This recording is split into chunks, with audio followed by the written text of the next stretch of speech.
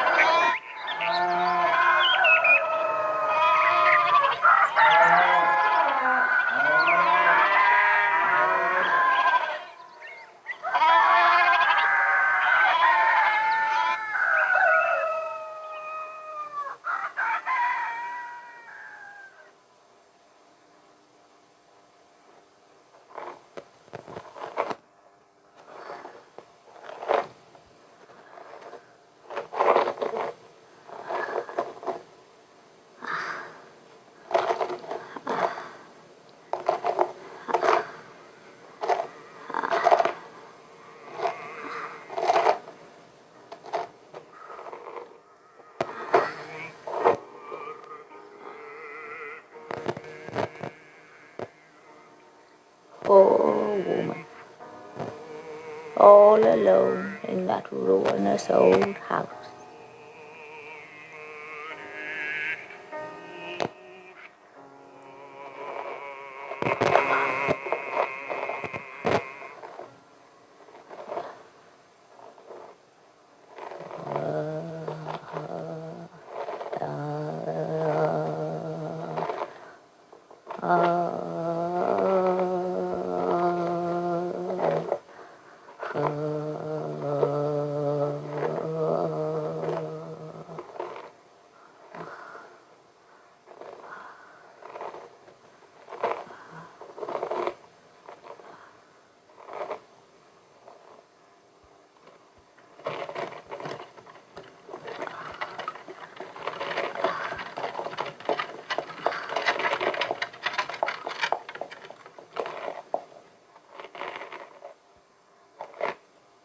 Is that you, Christy? It is, ma'am.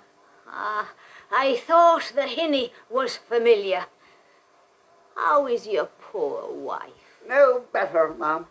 Your daughter, then? No worse, ma'am.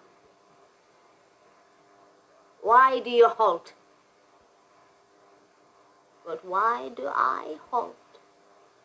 Nice day for the races, ma'am. No doubt it is. But will it hold up? Will it hold up? I suppose it wouldn't. Surely to goodness that cannot be the up mail I hear already. Damn the mile. Oh, thank God for that. I could have sworn I heard it thundering up the track in the far distance. So, Hinny's Winnie. Well, it is not surprising. I suppose it wouldn't be in need of a small load of dung. Dung? What class of dung? Sty dung. Sty dung. I like your frankness, Christy. I'll ask the master. Christy. Yes, ma'am. Do you find anything bizarre about my way of speaking? I do not mean the voice. No, I mean the words. I use none but the simplest words, I hope, yet I sometimes find my way of speaking very bizarre. Mercy! What was that? Never mind her, ma'am. She's very fresh in herself today. Dung. What would we want with dung at our time of life? Why are you on your feet down on the road? Why do you not climb up on the crest of your manure and let yourself be carried along? Is it that you have no head for heights? Yep! Yep! Where'd you head out of that? She does not move a muscle. I, too, should be getting along if I do not wish to arrive late at the station.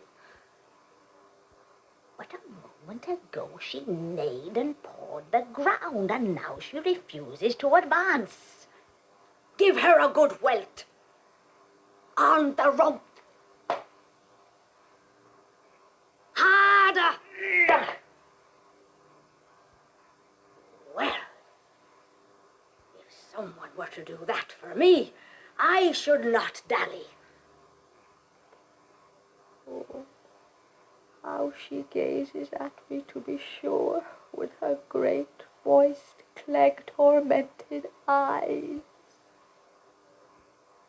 Perhaps if I were to move on down the road, out of her field of vision.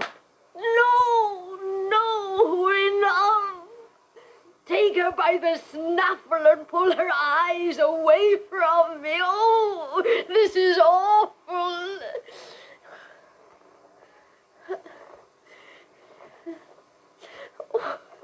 What have I done to deserve all this? What?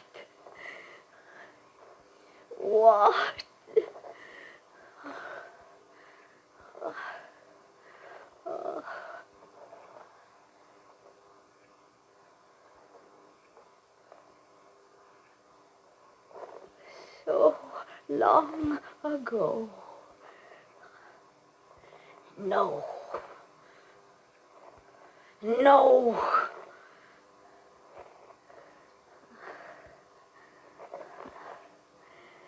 Sigh out a something tale of things done long ago and ill done. How can I go on? I cannot. Oh, let me just flop down flat on the road like a big fat jelly out of a bowl and never move again. A great big slop, thick with grit and dust and flies. They would have to scoop me up with a shovel. Heavens, there is that up mail again. What will become of me?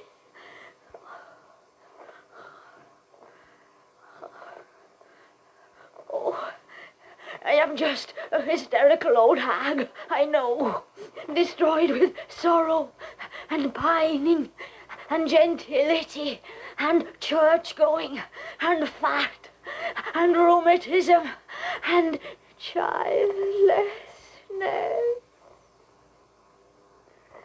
Minnie, little Minnie.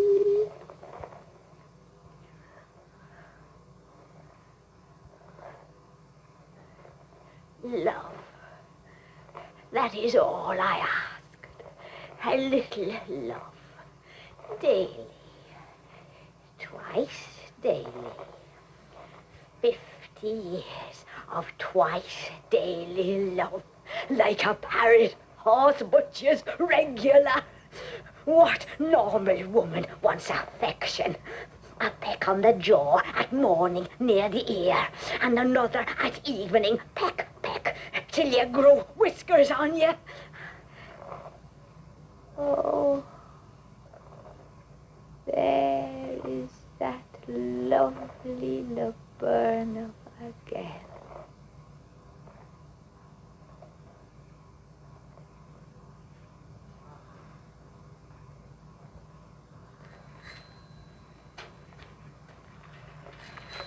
This is Rooney! Pardon me, if I do not doff my cap, I'd fall off. A fine day for the meeting. Mr. Tyler, you startled the life out of me, stealing up behind me like that, like a deer stalker. Oh! It rang my bell, Mrs. Rooney. The moment I sighted you, I started tinkling my bell. Now, don't you deny it. Your bell is one thing, Mr. Tyler, and you are another. What news of your poor daughter? Fair. They removed everything, you know. The whole bag of tricks. Now I am grandchildless.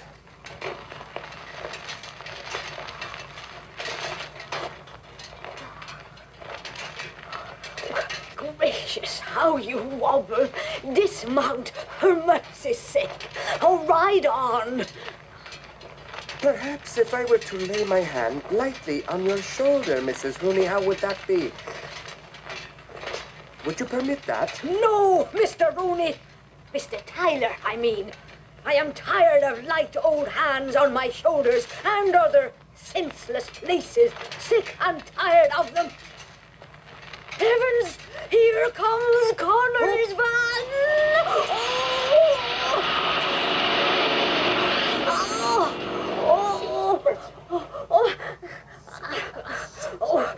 Are you all right, Mr. Tyler?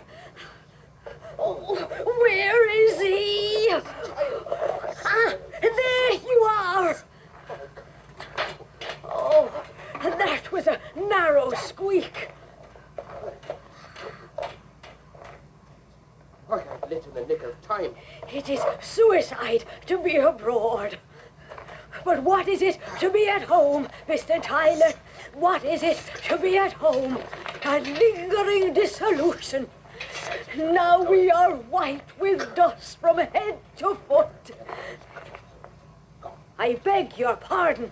Nothing, Mrs. Rooney, nothing. I was merely cursing under my breath, God and man, under my breath, and the wet Saturday afternoon of my conception.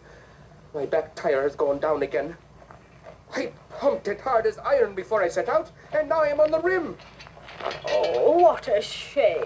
Now, if it were the front, I should not so much mind, but the back, the chain, the oil, the grease, the hob, the brakes, the gear, no, it is too much.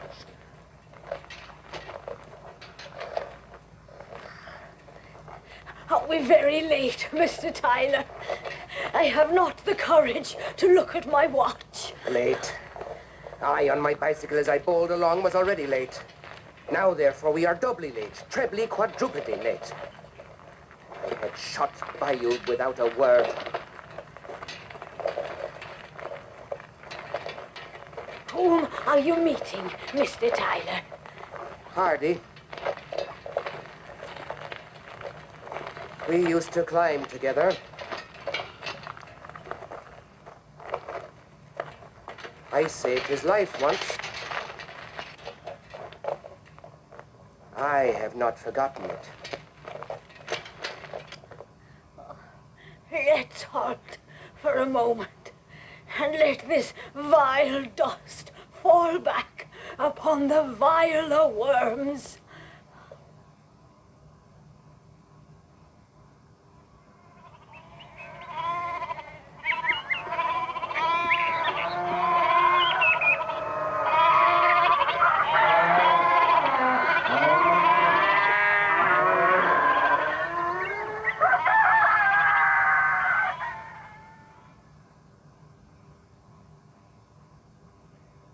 What sky! What light! In spite of all, it is a blessed thing to be alive in such weather and out of hospital. Alive? Well, half alive, shall we say? Speak for yourself, Mr. Tyler. I am not half alive, nor anything approaching it. Oh, what are we standing here for?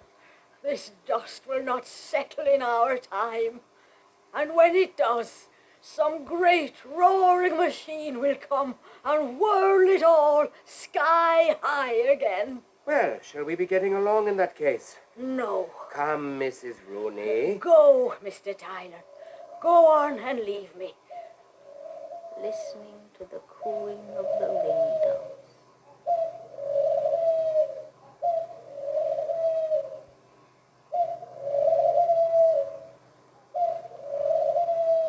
you see my poor blind Dan. Tell him I was on my way to meet him when it all came over me again, like a flood. Say to him, your poor wife, she told me to tell you it all came flooding over her again, and she simply went back home. Straight back home. Come, Mrs. Rooney, come. The mail has not yet gone up. Just take my free arm, and we'll be there with time and to spare. What? What's all this now? Can't you see I'm in trouble? Have you no respect for misery? Minnie, little Minnie. Come, Mrs. Rooney, come. The mail has not yet gone up. Just take my free arm, and we'll be there with time and to spare. In her 40s now she'd be, I don't know, 50, girding up her lovely little loins, getting ready for the change. Come, Mrs. Rooney, come. The mail... Will you get along with you, Mr. Rooney? Mr. Tyler, I mean. Will you get along with you now and cease molesting me? What kind of a country is this where a woman can't weep her heart out on the highways and byways without being tormented by retired bill brokers? Heavens, you're not going to ride her flat. You will tear your tube to ribbons.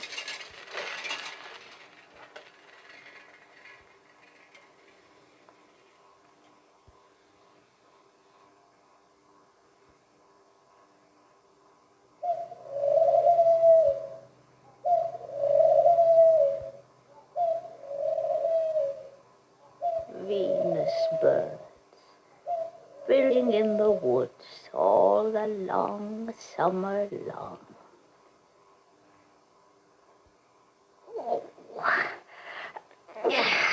Oh, cursed corset. If I could let it out without indecent exposure. Mr. Tyler! Mr. Tyler! Come back and unlace me behind the hedge!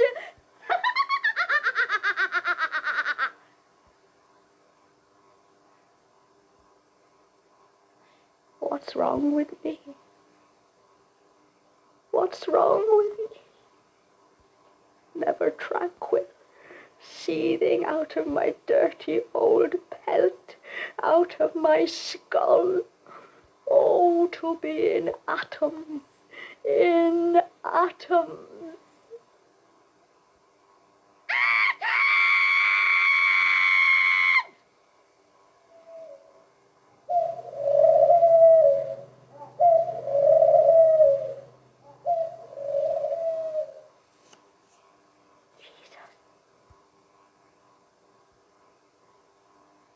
Jesus.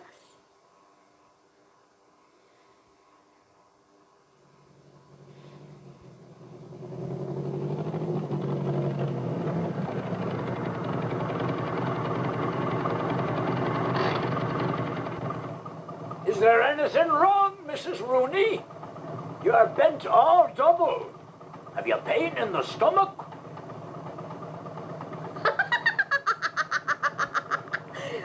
Well, if it isn't my old admirer, the clerk of the course, in his limousine. May I offer you a lift, Mrs. Rooney? Are you going in my direction? I am, Mr. Slocum. We all are. How is your poor mother? Thank you. She is fairly comfortable. We managed to keep her out of pain. That is the great thing, Mrs. Rooney, is it not? Yes, indeed, Mr. Slocum. That is the great thing. I don't know how you do it. Ah, these wasps. May I then offer you a seat, madam? Oh, That would be heavenly, Mr. Slocum. Just simply heavenly. But would I ever get in? You look very high off the ground today. These new balloon tires, I presume. Nah. Oh. Does this roof never come off? No.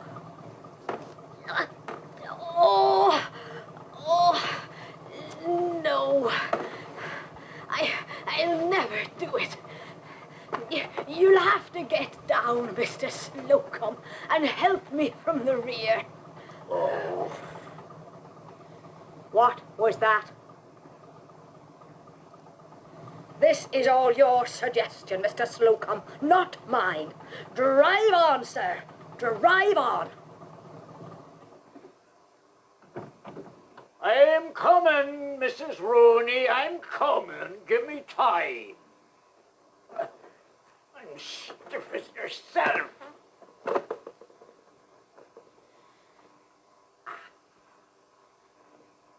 Stiff. Well, I like that. And me heaving all over, back and front. The dry old reprobate. Now, Mrs. Rooney, how shall we do this? As if I were a bale, Mr. Slocum. Don't be afraid. That's the way. Lower. No, wait. No, don't let go. Suppose I do get up. Will I ever get down? You'll get down, Mrs. Rooney. You'll get down. We may not get you up, but I warrant you we'll get you down. Lower. Don't be afraid. We're past the age when... There. Now, get your shoulder under it. I'm in.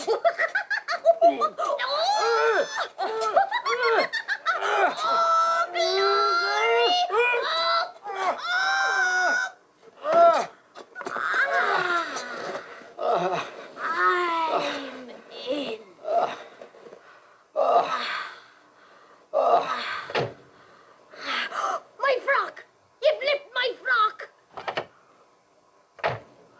Oh, my nice frock! Look what you've done to my nice frock!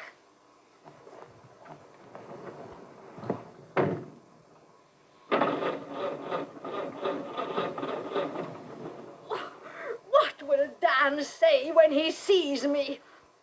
Has he recovered his sight? No, I mean when he knows. What will he say when he feels the hole?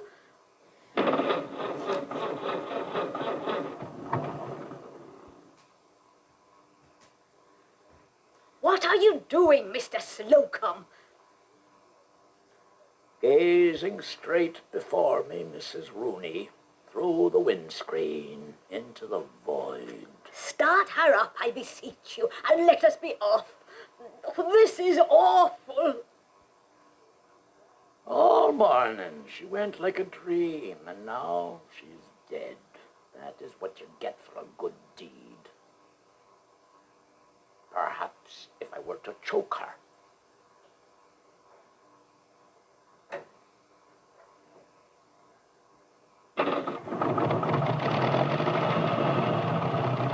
She was getting too much air.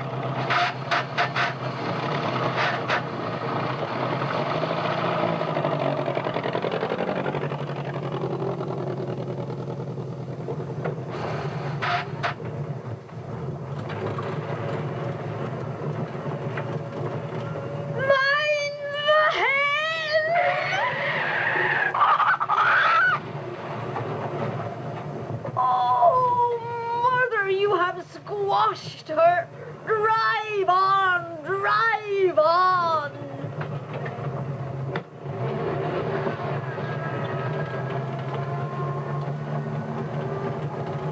What a death. 1 minute picking happy at the dung on the road in the sun, with now and then a dust bath, and then back, all her troubles over. All that laying and hatching, just one great squawk, and then peace. They would have slit her weasand in any case. Here we are. Let me down.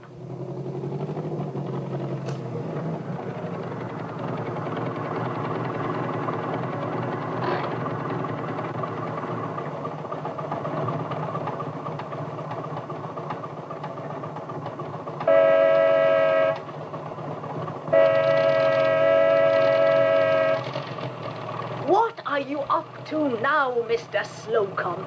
We are at a standstill. All danger is past, and you blow your horn. Now, if instead of blowing it now, you had blown it at that unfortunate...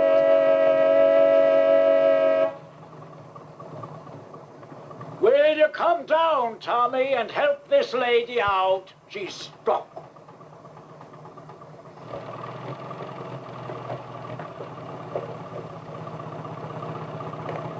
Open the door, Tommy. Ease her out. Certainly, sir. Nice day for the races, sir. What would you fancy Don't mind me. Don't take any notice of me. I do not exist. The fact is well known. Do as you're asked, Tommy, for the love of God. Yes, sir.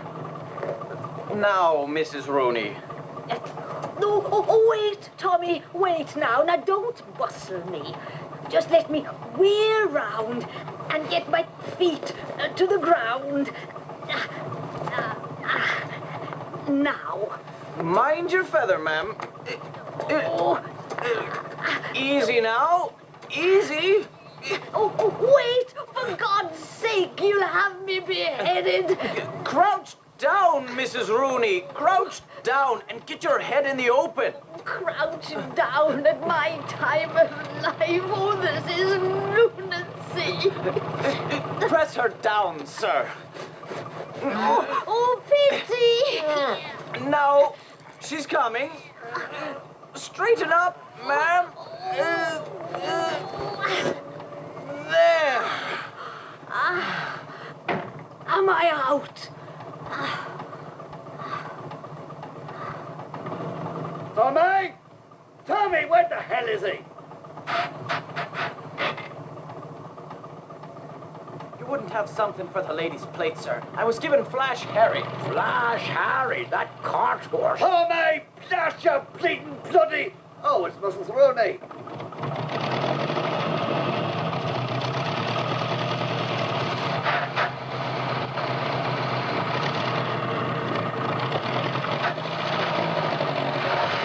Who's that crucifying his gearbox, Tommy? Old Sissy Slocum. Sissy Slocum. That's a nice way to refer to your betters. Sissy Slocum. And you an orphan? What are you doing scavenging down there on the public road? This is no place for you at all. Nip up there on the platform now and whip out the truck. Won't the 12:30 be on top of us before we can turn round? And that's the thanks you get for a Christian act. Get on with you now before I report you. Do you want me to come down to you with a shovel? Oh, God, forgive me, it's a hard life. Well, Mrs. Rooney, it's nice to see you up and about again. You were laid up there a long time. Not long enough, Mr. Barrel. Would I were still in bed, Mr. Barrel. Would I were lying stretched out in my comfortable bed, Mr. Barrel. Just wasting slowly, painlessly away, keeping up my strength with arrowroot and calf's foot jelly, till in the end you wouldn't see me under the blankets any more than a board. Oh, no coughing or spitting or bleeding or vomiting. Just drifting gently down into the higher life and remembering. Remembering all the silly unhappiness as though it had never happened. What did I do with that handkerchief?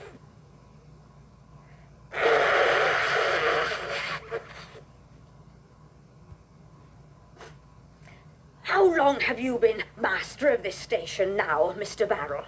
Don't ask me, Mrs. Rooney. Don't ask me. You stepped into your father's shoes, I believe, when he took them off. Poor Pappy. He didn't live long to enjoy his ease. I remember him clearly.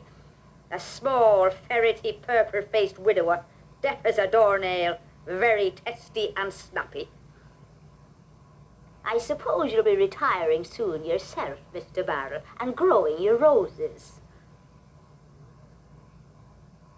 Did I understand you to say the 12:30 would soon be upon us? Those were my words.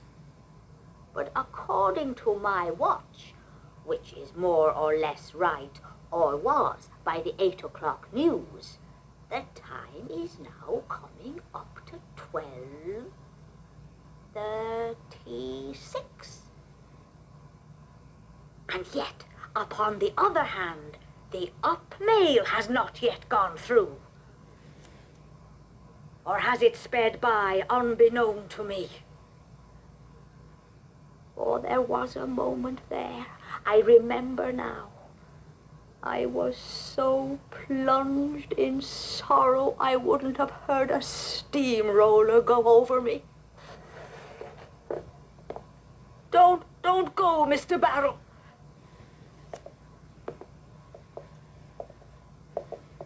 Mr. Barrell! Mr. Barrell! What is it, Mrs. Rooney? I have my work to do.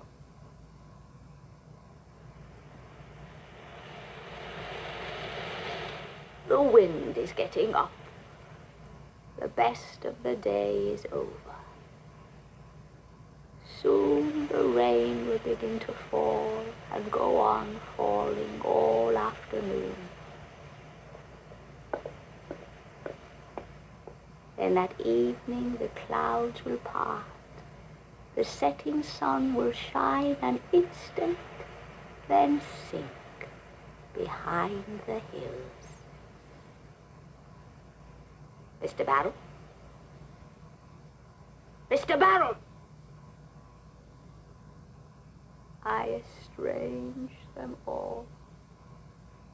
They come towards me uninvited, bygones, bygones, full of kindness, anxious to help, genuinely pleased to see me again, looking so well.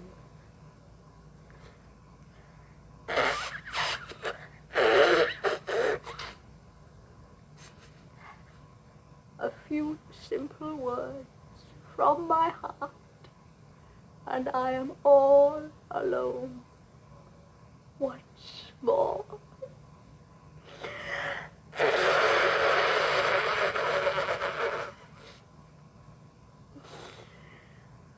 I should not be out at all. I should never have left the grounds. Oh, there is that fit woman. I wonder, will she bow to me?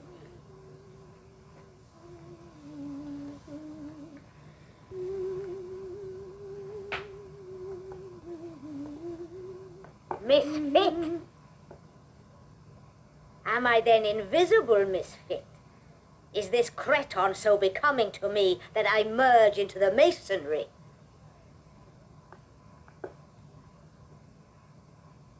That is right, Miss Fit. Look closely and you will finally distinguish a once female shape. Mrs. Rooney, I saw you, but I did not know you. Last Sunday we worshipped together. We knelt side by side at the same altar. We drank from the same chalice. Have I so changed since then? Oh, but in church, Mrs. Rooney. In church I am alone with my Maker. Are not you?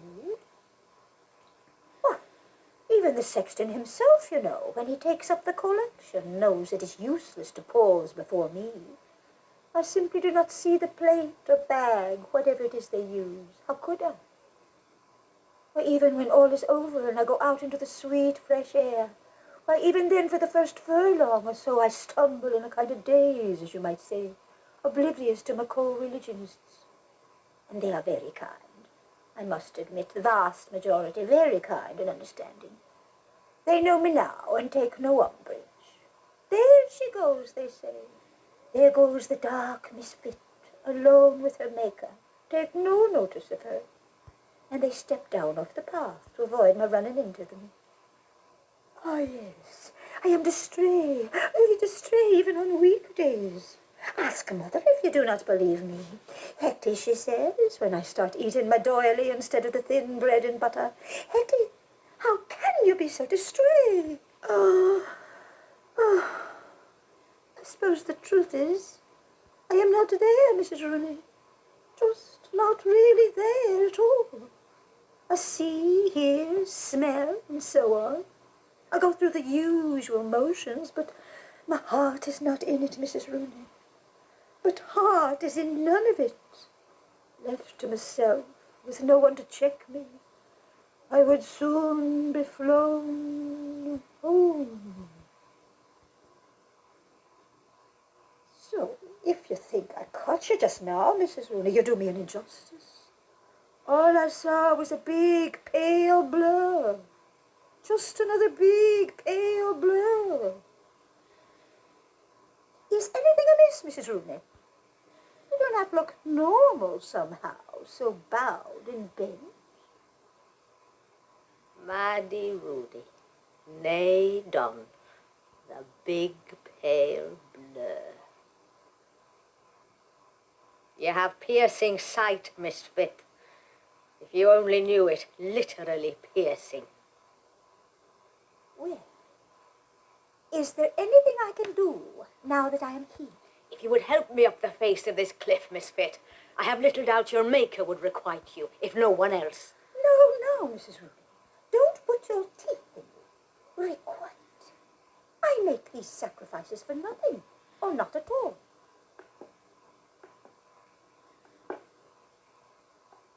I take it you want to lean on me, Mrs. Ruby. I asked Mr. Barrell to give me his arm. Just give me his arm. He turned on his heel and strode away. Is it my arm you want, then? Is it my arm you want, Mrs. Rooney, or what is it? Your arm, any arm, a helping hand for 5 seconds. Christ, what a planet! Really? Do you know what it is, Mrs. Rooney? I do not think it is wise of you to be going about at all. Come down here, misfit, and give me your arm before I scream down the parish.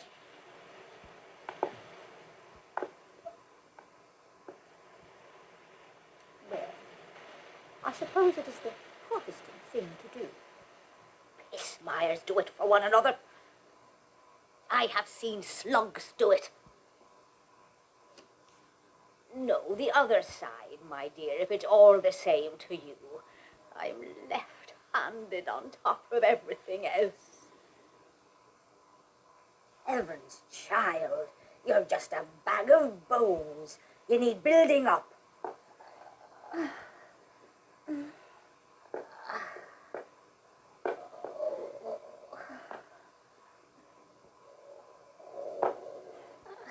Oh, this is worse than the Matterhorn. We ever up the Matterhorn, misfit. Great honeymoon resort.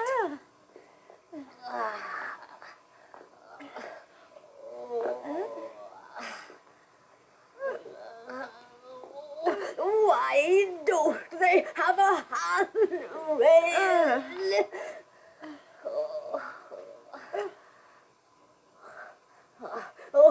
wait till I get some air.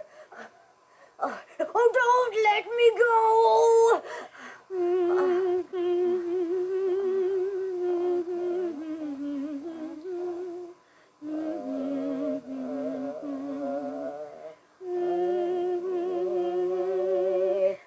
The encircling gloom, tom, tom. The night is dark and I am far from home. Tom, stop it, Mrs. Rooney! Stop it or I'll drop you! Wasn't it that they sung on the Lusitania? A Rock of Ages. Most touching it must have been. Or was it the Titanic? What the?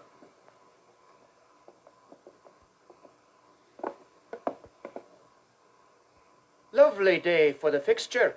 That is a nice way to treat your defenseless subordinates, Mr. Barrel.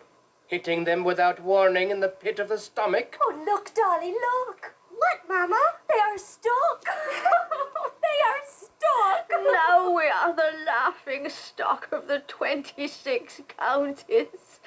Or is it 36? Has anybody seen my mother? Who is that? The dark misfit. Where is her face? Now, dearie, I am ready if you are. Stand back, you cads. Mind yourself, Dolly. Thank you, Misfit. Thank you. That will do. Just prop me up against the wall like a roll of tarpaulin, and that will be all for the moment. I am sorry for all this ram-dam, Misfit. Had I known you were looking for your mother, I should not have importuned you. I know what it is. Ram-dam. Come, Dolly, darling. Let us take up our stand before the first-class smokers. Give me your hand and hold me tight. One can be sucked under. Yes, Mama. You lost your mother, Misfit? Good morning, Mr. Tyler. Good morning, Misfit. Good morning, Miss Fett. Good morning, Mr. Barrow. You have lost your mother, Misfit? She said she would be on the last train. Do not imagine, because I am silent, that I am not present and alive to all that is going on. When you say the last train... Do not flatter yourself for one moment, because I hold aloof that my sufferings have ceased.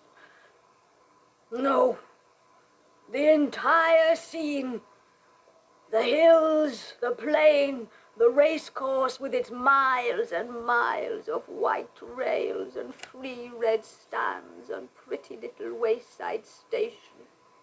Even you yourselves, yes, I mean it. And over all the clouding blue, I see it all. I stand here and see it all with eyes through eyes. Oh, if you had my eyes, you would understand the things they have seen and not looked away. This is nothing. Nothing.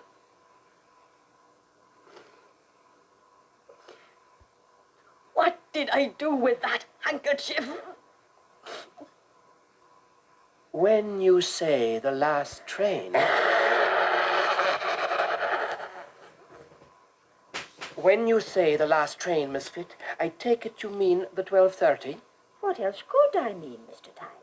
What else could I conceivably mean? Then you have no cause for anxiety, Misfit, for the 12:30 has not yet arrived. Look! No, up the line. No, Misfit, follow the direction of my index. There, you see now the signal. at the body hour of 9. Or 3, alas. Thank you, Mr. Barrow. But the time is now getting on for. We all know, Miss Fit, we all know only too well what the time is now getting on for, and yet the cruel fact remains that the 12:30 has not yet arrived. Not an accident, I trust. Do not tell me she has left the track. Oh, darling mother, with the fresh soul for lunch. That's enough old guff out of you. Nip up to the box now and see has Mr. Case anything for me. Poor Dan. What terrible thing has happened?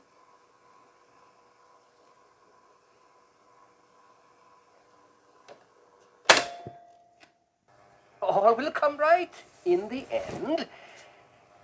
What is the situation, Mr. Barrow? Not a collision, surely. A collision? Oh, that would be wonderful. A collision? I knew it. Come, Miss Fit, let us move a little up the platform. Yes, let's all do that. No, you have changed your mind. I quite agree. We are better here in the shadow of the waiting room. Excuse me a moment. Before you slink away, Mr. Barrow, please, a statement of some kind, I insist. Even the slowest train on this brief line is not 10 minutes and more behind its scheduled time without good cause, one imagines. We all know your station is the best kept of the entire network, but there are times when that is not enough. Just not enough. Now, Mr. Barrow, leave off chewing your whiskers. We are waiting to hear from you. We, the unfortunate ticket holders nearest, if not dearest.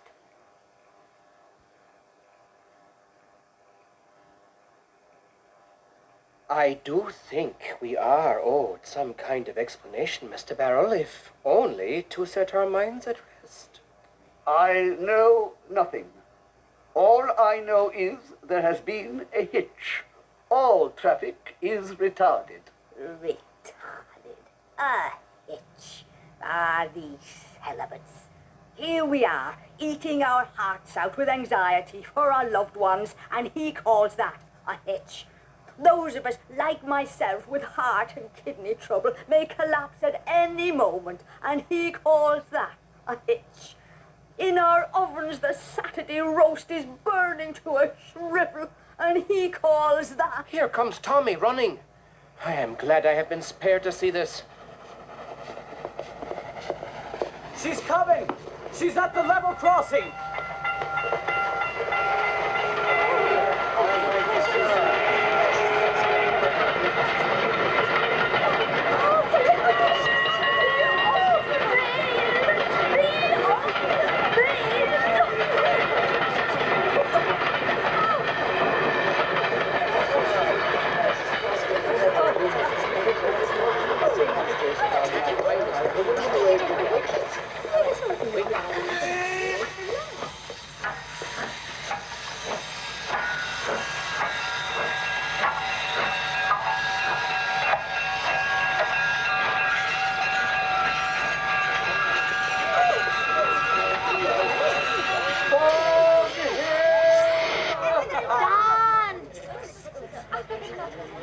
Are you all right?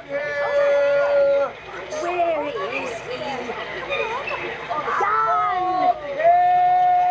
Did you see my husband? Dan!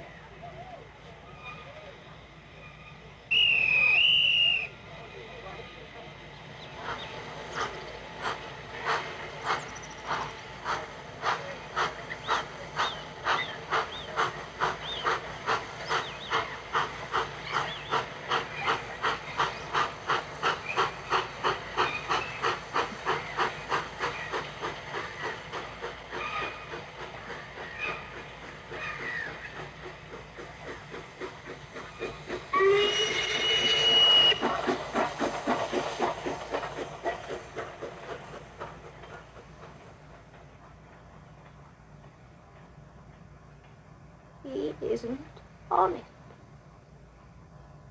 The misery I have endured to get here, and he isn't on it.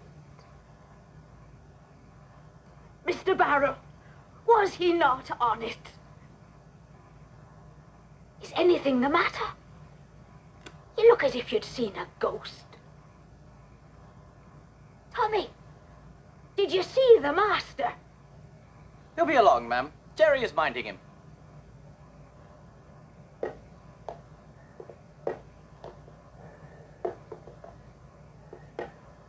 Oh, Dan! There you are! Oh, where in the world were you? Maddie, Where were you all this time? in the men's. Kiss me. Kiss you. In public, on the platform, before the boy. Have you taken leave of your senses? Jerry wouldn't mind, would you, Jerry? No, ma'am. How is your poor father? They took him away, ma'am. Then you are all alone. Yes, ma'am. Why are you here? You did not notify me. I wanted to give you a surprise for your birthday. My birthday. Don't you remember? I wished you your happy returns in the bathroom. I did not hear you. But I gave you a tie. You have it on. How old am I now? Now never mind about that. Come. Why did you not cancel the boy? Now we shall have to give him a penny. Oh, I forgot. I had such a time getting here. Such horrid, nasty people. Be nice to me, Dan. Be nice to me today. Give the boy a penny. Here are 2 half pennies, Jerry. Run along now and buy yourself a nice gobstopper. Yes, ma'am. Come for me on Monday, if I'm still alive. Yes, sir. We could have saved 6pence. We have saved 5pence. But at what cost?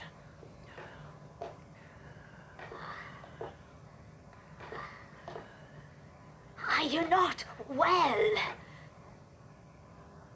Once and for all, do not ask me to speak and move at the same time. I shall not say this in this life again.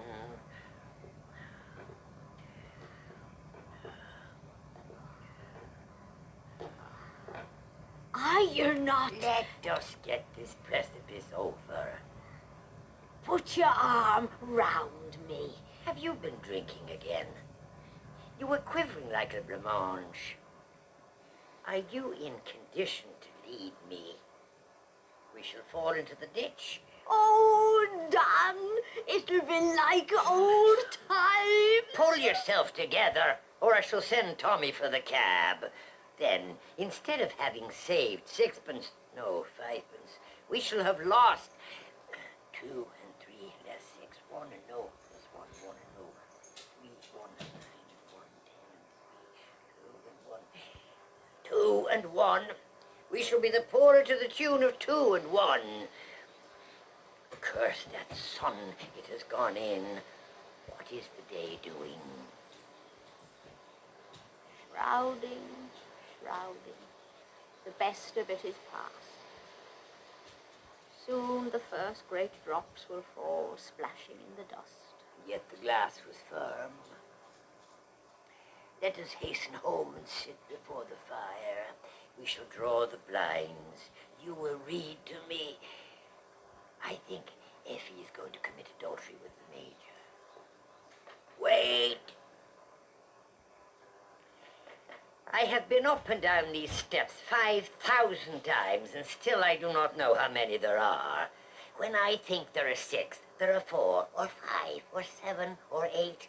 And when I remember there are 5, there are 3, or 4, or 6, or 7. And when finally I realize there are 7, there are 5, or 6, or 8, or 9. Sometimes I wonder if they do not change them in the night. Well, how many did you make them today? Do not ask me to count, Dan. Not now. Not count. One of the few satisfactions in life. Not steps, Dan, please. I always get them wrong. Then you might fall on your wound, and I would have that on my manure heap on top of everything else. No, just cling to me, and all will be well.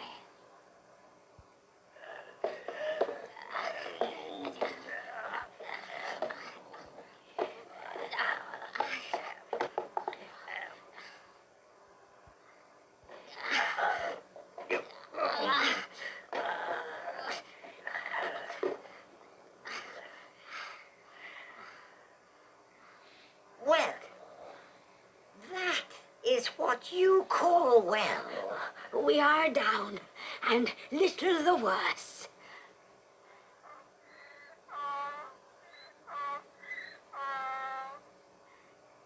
That was a true donkey. Its father and mother were donkeys. You know what it is. I think I shall retire. Retire and live at home on your grant. Never tread these cursed steps again. Trudge this hellish road for the last time. Sit at home on the remnants of me bottom, counting the hours till the next meal.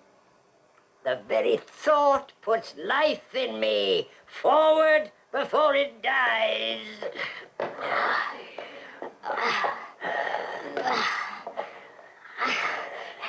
Now mind, here is the path. Oh, well done. Now we are in safety, and a straight run home. A straight run. She calls that a straight run. Oh, hush, and do not speak as you go along. You know it is not good for your coronary.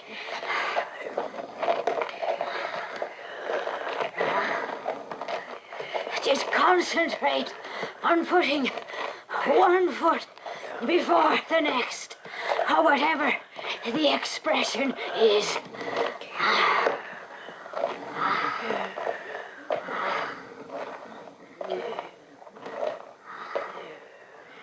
That is the way. Now we are doing nicely.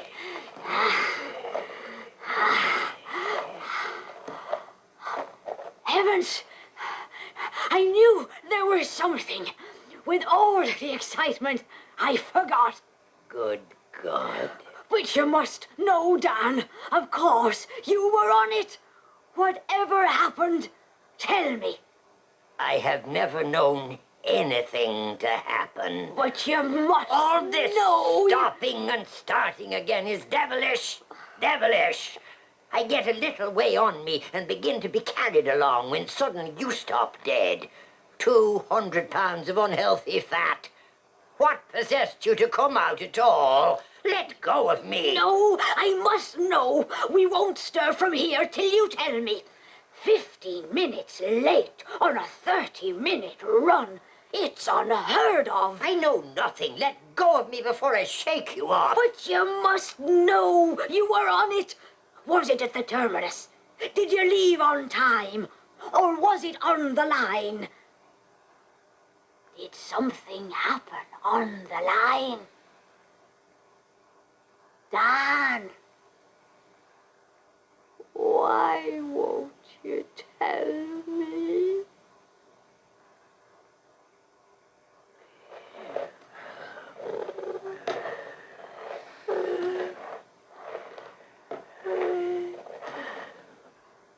Poor Maddie. The Roonies are a loony, the Roonies are a loony. The Roonies are a loony, the Roonies are a loony. What was that? The Roonies are a loony. The Lynch twins jeering at us.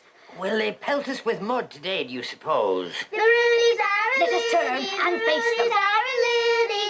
The Roonies are a loony, the Roonies are a loony. Threaten them with your stick.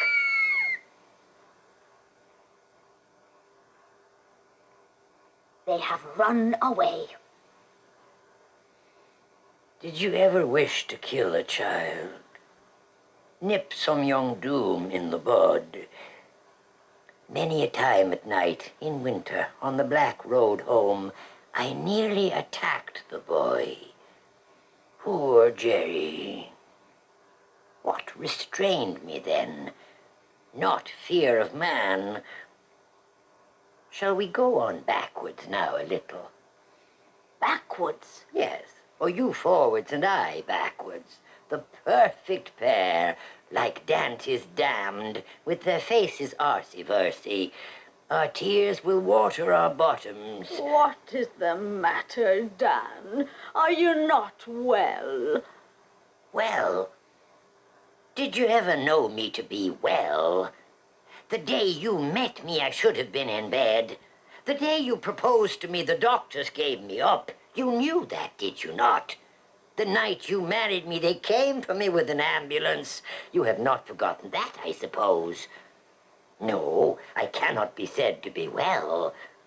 But I am no worse. Indeed, I am better than I was. The loss of my sight was a great fillip. If I could go deaf and dumb, I think I might pant on to be 100. Or have I done so? Was I 100 today? Am I 100, Maddie? All is still. No living soul in sight. There is no one to ask. The world is feeding. The wind scarcely stirs the leaves, and the birds are tired singing. The cows and sheep ruminate in silence. The dogs are hushed, and the hens sprawl torpid in the dust. We are alone. There is no one to ask.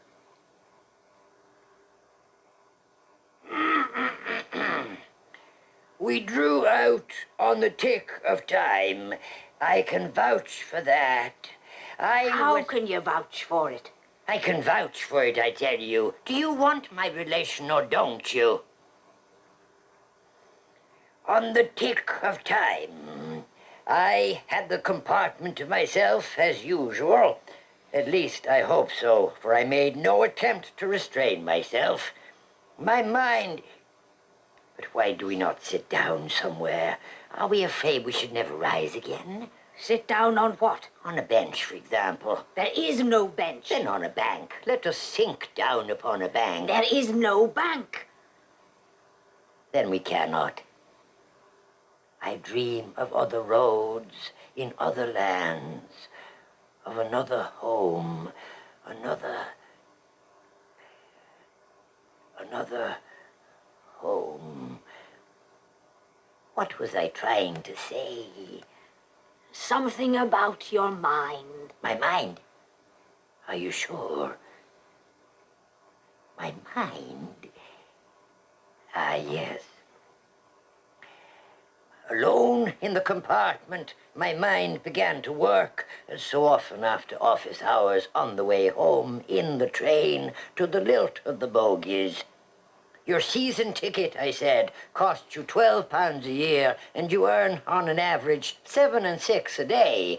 That is to say, barely enough to keep you alive and twitching, with the help of food, drink, tobacco, and periodicals, until you finally reach home and fall into bed. Add to this, or subtract from it, rent, stationery, various subscriptions, tram fares to and fro, light and heat, permits and licenses, hair trims and shaves, tips to escorts, upkeep of premises and appearances, and 1,000 unspecifiable sundries. And it is clear that by lying at home in bed, day and night, winter and summer, with a change of pajamas once a fortnight, you would add very considerably to your income. Business, I said.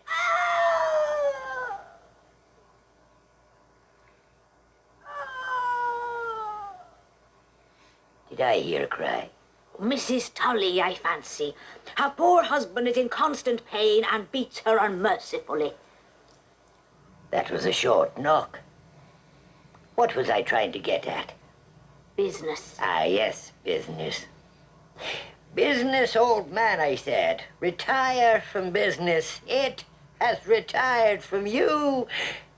One has these moments of lucidity. I feel very cold and weak.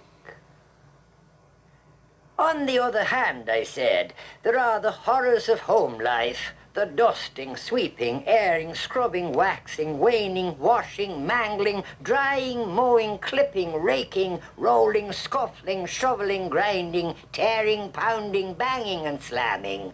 And the brats, the happy little, hearty little, howling neighbours' brats. Of all this and much more the weekend, the Saturday intermission, and then the day of rest have given you some idea. But what must it be like on a working day, a Wednesday, a Friday?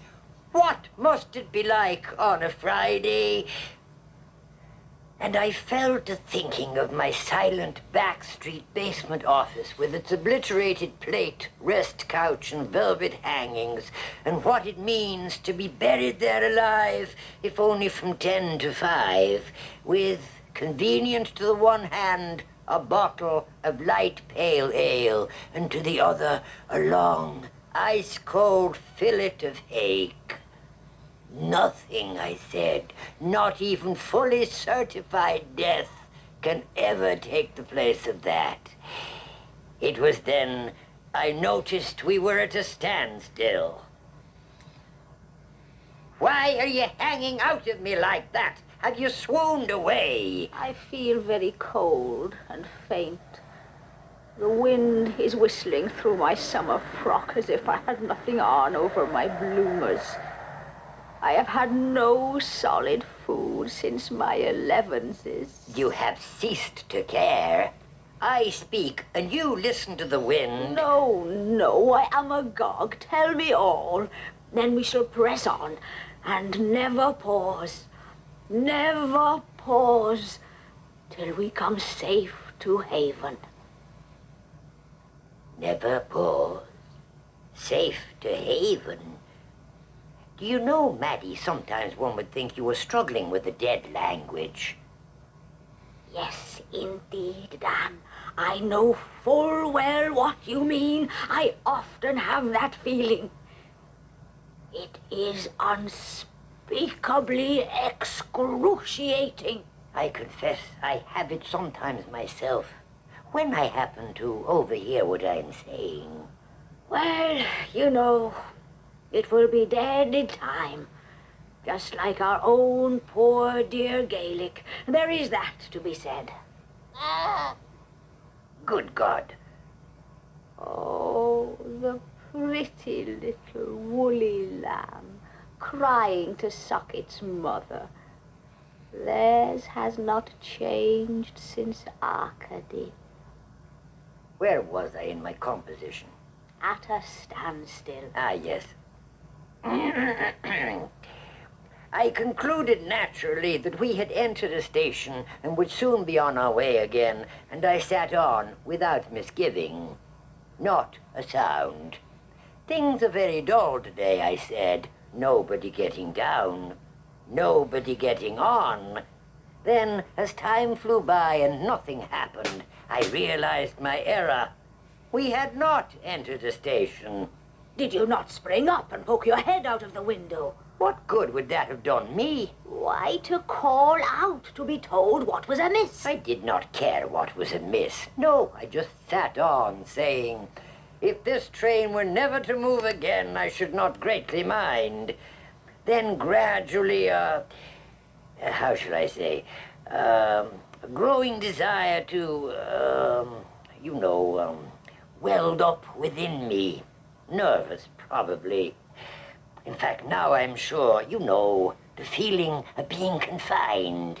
Yes, yes, I have been through that. If we sit here much longer, I said, I really do not know what I shall do.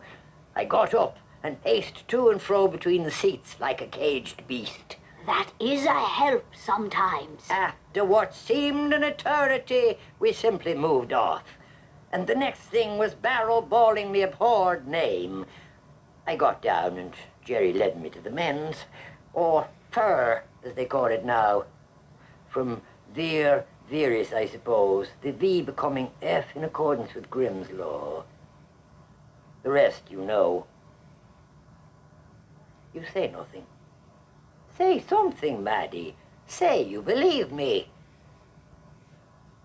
I remember once attending a lecture by one of those new mind doctors. I forget what they call them. He spoke... A lunatic specialist. No, just the troubled mind.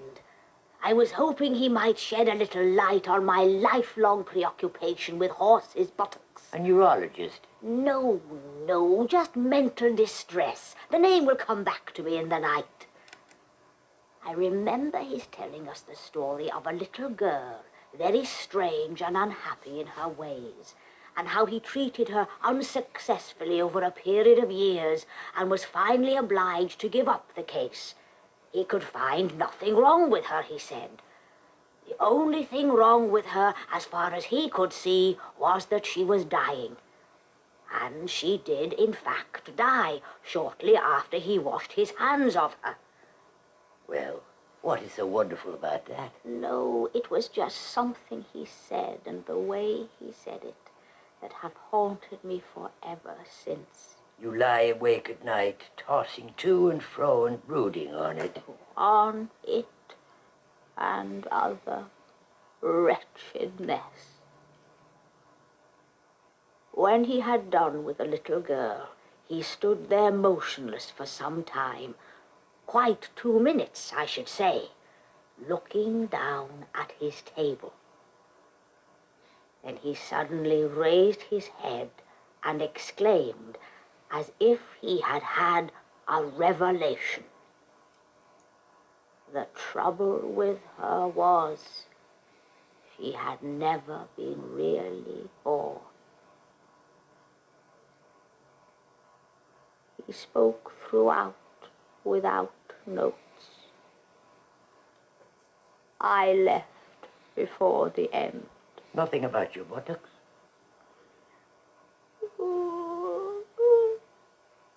Maggie. There is nothing to be done for those people. For which is there? That does not sound right somehow. What way am I facing? What? I have forgotten what way I am facing. You have turned aside and are bowed down over the ditch. There's a dead dog down there. No, just the rotting leaves. In June? Rotting leaves in June? Yes, dear. From last year and from the year before last and from the year before that again.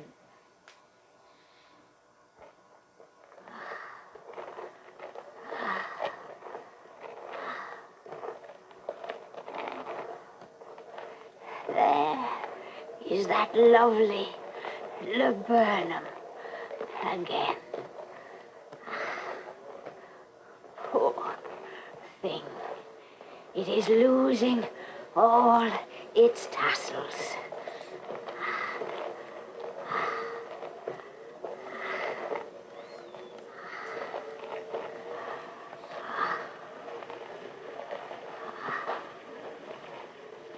There are the first drops.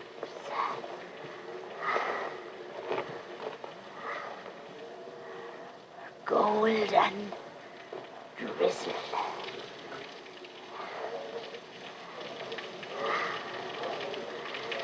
Don't mind me, dear. I am just talking to myself.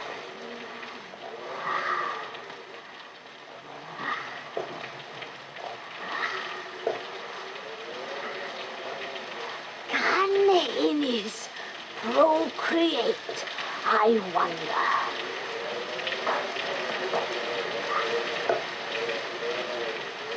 Say that again. Oh, come on, dear. Don't mind me. We are getting drenched. Can what? What? Hinnies procreate. You know, hinnies, or is it ginnies? Aren't they barren or sterile or whatever it is? It wasn't an ass's colt at all, you know. I asked the Regius Professor. He should know. Yes. It was a hinny. He rode into Jerusalem or wherever it was on a hinny. That must mean something. It's like the sparrows, than many of which we are of more value. They weren't sparrows at all. Than many of which... You exaggerate, Maddie. They weren't sparrows at all. Does that put our price up?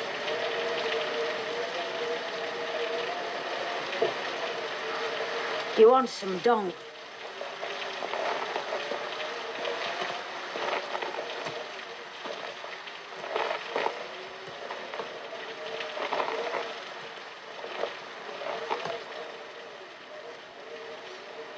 Why do you stop? Do you want to say something? No.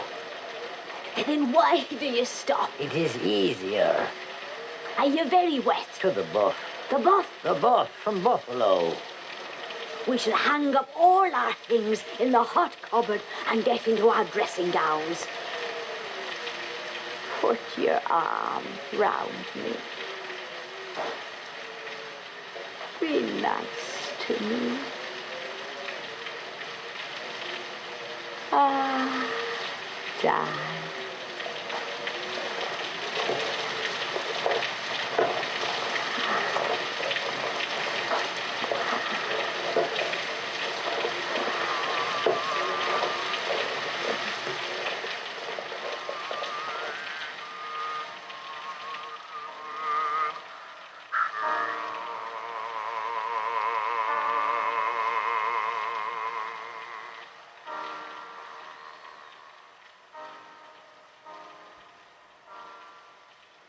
All day, the same old record. All alone in that great empty house. She must be a very old woman now. Death and the maiden. You are crying. Are you crying? Yes.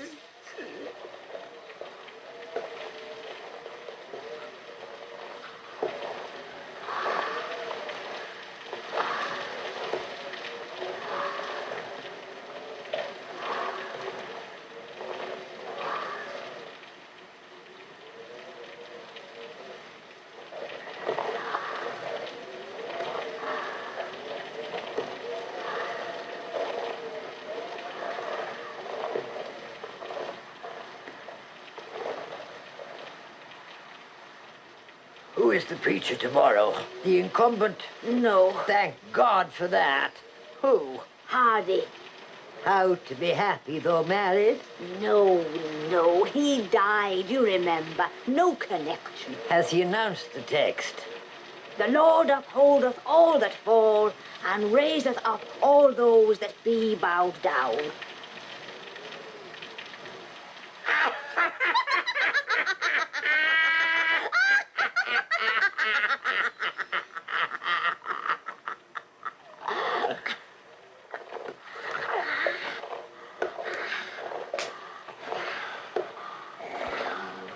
Hold me tighter, darling. Ah, yes. I hear something behind us. It looks like Jerry. It is, Jerry.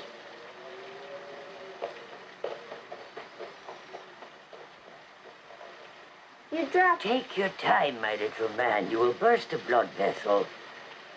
You dropped something, sir. Mr. Bell told me to run after you. Show.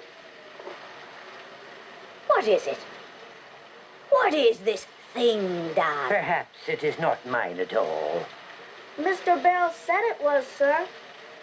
It looks like a kind of ball. And yet it is not a ball. Give it to me. What is it, Dad? It is a thing I carry about with me. Yes, but It is a thing I carry about with me. I have no small money. Have you? I have none of any kind. We are out of change, Jerry. Remind Mr. Rooney on Monday, and he will give you a penny for your pains. Yes, ma'am. If I am alive. Yes, sir. Jerry! Did you hear what the hitch was? Did you hear what kept the train so late? How would he have heard? Come on.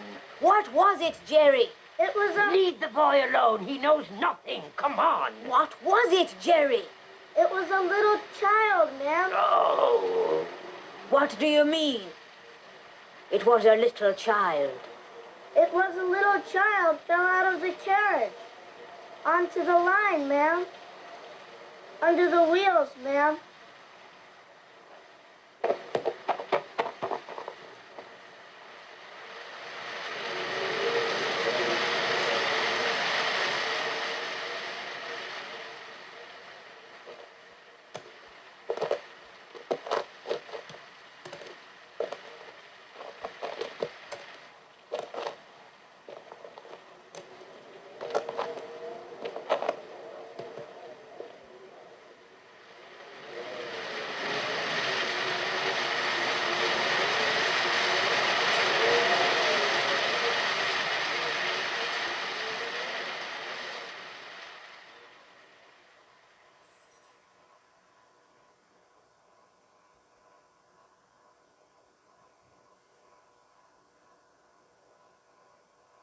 You have been listening to All That Fall, a play for radio by Samuel Beckett, directed and produced by Everett Frost.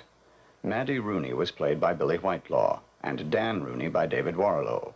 Christy and Station Master Barrel were played by Jerome Kilty, Mr. Tyler by George Bertenieff, and Mr. Slocum by Alvin Epstein. Susan Willis was Miss Fit. Brad Friedman was Tommy. The female voice and Dolly were Melissa Cooper and Christine Edis, and Jerry was played by Lute Ramblin. All That Fall was recorded in New York at the RCA studios by sound engineer Mike Moran. The associate producer was Faith Wilding. Studio sound effects were created by Charles Potter. Production engineer was David Rapkin. Production assistants were Laura Belzy and Craig Peden.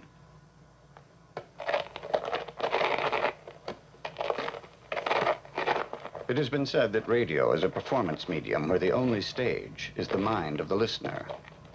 Many good minds have puzzled over this play, as yours may be doing now. And in the next half hour, you'll hear from people who've devoted much care and talent to interpreting Beckett's work, including the designer of sound effects for the original BBC production, the actress whom you heard play Maddie Rooney, and literary critic Richard Ellman, well known for his biographies of Yeats and Joyce. Our guests have many questions about All That Fall, including some of the same ones that came from listeners right after the first broadcast of this production on Beckett's 80th birthday, April 13th, 1986. Many people wrote to say they liked the play, but they wanted to know, why are the sounds so strange? So, Hinny's Winnie. Well, it is not surprising. And by the way, what in the world are hinnies? And do they really whinny? The first people to puzzle over these and other mysteries were those involved in the first production over 30 years ago. In London, at Broadcasting House, people were hearing about an astonishing Irishman who is living in Paris and writing in French. When his stage play, En attendant Godot, opened in Paris, part of the audience walked out. Others laughed till they wept. Critics talked about it as the play of the post-World War II experience, and the BBC radio drama department was intrigued. They suggested that Beckett write something new, specifically for radio. Beckett wrote to a friend, Never thought about radio technique, but in the dead of t'other night got a nice gruesome idea full of cartwheels and dragging of feet and puffing and panting, which may or may not lead to something. It led to the manuscript that arrived at the BBC in September of 1956, a script unlike anything that the assistant head of radio drama, Donald McQuinney, had seen before. The opening words are an enigma to everyone who has ever read them since. They are these directions. Rural sounds. Sheep, bird, cow, cock. Severally, then together. Silence. McQuinney sent the script immediately to a man who shared his passion for experimenting with sound recording, Desmond Briscoe.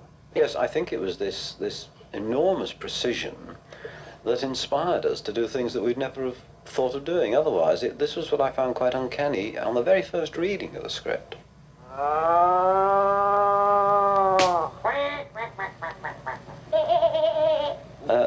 The way it was specified. I mean, right from the opening of the script. I mean, the animals and the repetition, the slowing down, the stopping. How you interpret this, obviously, is everybody's own particular realization. But the fact is that there are a lot of clues in the writing.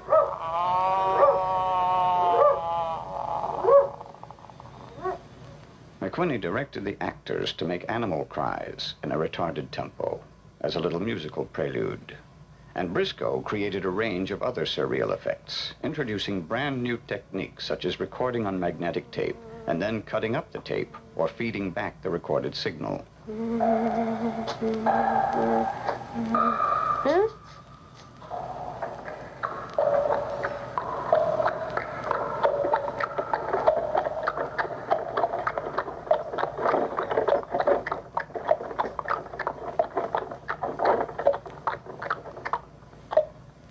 Is that you, Christy? It is, ma'am. Because of the nature of the script, I mean, it is all of life's suffering, but there's a fantasy element. And you can create there's a landscape there in the writing, but nobody describes it. And so you could make it as large as life or as strange as you felt inclined or as you were able, because there were limitations still, strict limitations. We were working in studios which were designed for doing very ordinary, straightforward radio plays.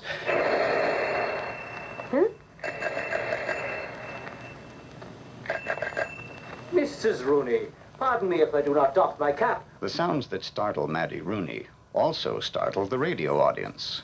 Remember, this was 1957, before synthesizers, before multitracking, in fact, before the BBC's famous radiophonic workshop.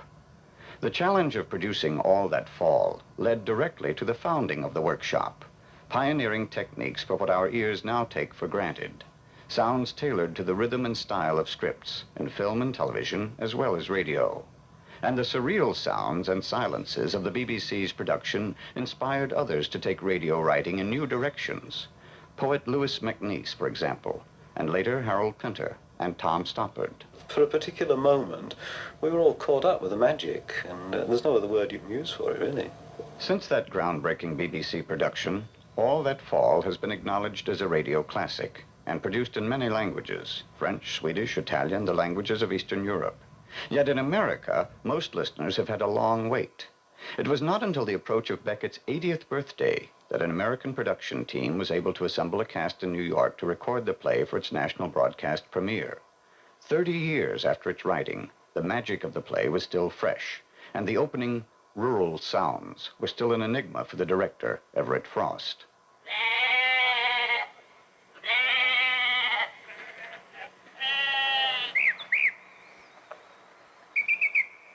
If one sees, as I do and others have, the drama unfolding out of Maddie Rooney's consciousness, in the sense that nothing takes place in the drama that she's not aware of, we hear things, at least in my production, we hear things in the way in which she's aware of them. I take that to include also the rural sounds.